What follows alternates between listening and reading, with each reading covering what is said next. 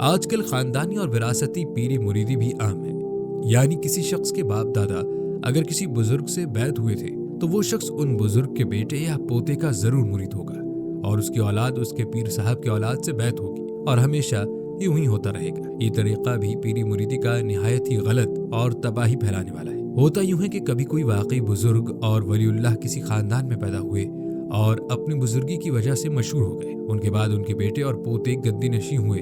اور یہ گدی اسی طرح وراثتاً آئندہ نسلوں میں منتقل ہوتی رہی، اور لوگ بھی اسی طرح وراثتاً مرید ہوتے چلے گئے۔ ایسے گدی نشین اور وراثتی پیروں میں شاد و نادر ہی کوئی بزرگ ہو تو ہو،